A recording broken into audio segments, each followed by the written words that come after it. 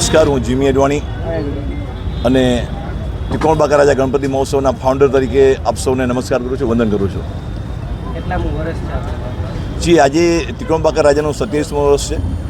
1999માં ત્રિકોણબાકા રાજા ગણપતિ મહોત્સવ એક માનતા પૂરી થતાં આ લીમડા નીચે એની સ્થાપના કરવામાં આવી હતી અને ધીમે ધીમે લોકોમાં વિશ્વાસ અને શ્રદ્ધાનો ભાવ વધ્યો. લોકોની મન્નત પૂરી થતાં આજે આ ગણપતિ 27 વર્ષમાં પ્રવેશ કરી રહ્યો છે. ત્યારે આજે સવારે 10:30 વાગે એકદમ સરસ મજાની આરતી પૂજા કરી વિધિ વિધાનથી પંડિતજીઓએ આ દાદાની સ્થાપના કરી અને અત્યારે જ બરાબર બેન્ડ બાજા, ઢોલ ત્રાસા અને ફટાકડા સાથેનું આગમન વધામણી કરી અને જાહેર જનતા માટે અને ભક્તજનો માટે આ પંડાલ અત્યારે ખુલ્લો મૂકવામાં આવ્યો છે.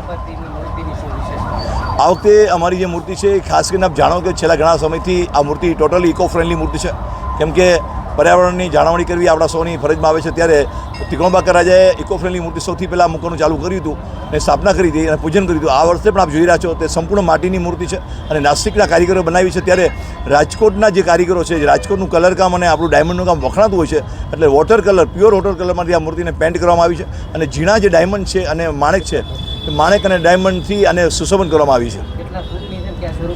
8.5 ફૂટની મૂર્તિ છે. અમે જે ગુજરાત સરકારના જે નિયમો છે એનું પાલન કરી રહ્યા છીએ. 8.5 ફૂટની પરફેક્ટલી મૂર્તિ છે અને એમને જે મૂર્તિ છે એ વિષ્ણુદેવના સ્વરૂપમાં છે. એને દુર્ધારા દેવ તરીકે એ લોકો ભગવાનને પોતે જનતાને આશીર્વાદ આપી રહ્યા છે અને એવી વચન આપી રહ્યા છે કે હે મારા ભક્તો, હું તમામ તમારા દુઃખ હરી અને સુખ સાથે તમારા ઘરે બિરાજમાન રહીશ. જી, આપ જાણો છો કે રોજ સાંજે 5:30 વાગે બ્લડ કેમ્પ, મેડિકલ કેમ્પ અને થેલેસેમિયા પરીક્ષણ કેમ્પ, ચક્ષુદાન સંકલ્પ, બોડીદાન સંકલ્પ, સ્કિન દાન સંકલ્પના અનેક કાર્યક્રમો સાંજે 5:30 વાગે હોય છે. તેમજ રોજ રાત્રે 9 વાગે લોકડાયરો, અસાયરો સાથે શ્રીનાથજીની ઝાંખી, રામ પધાર્યા અમારા આંગણે, એવા સહિતના અનેક કાર્યક્રમો રોજ રાત્રે 9 થી 12 વાગ્યા સુધી હોય છે. અને બરાબર 6 તારીખે 12:30 વાગે સમાપન વિધિ કરી અને ખોખરનંદ તરફથી વિસર્જન યાત્રા થશે.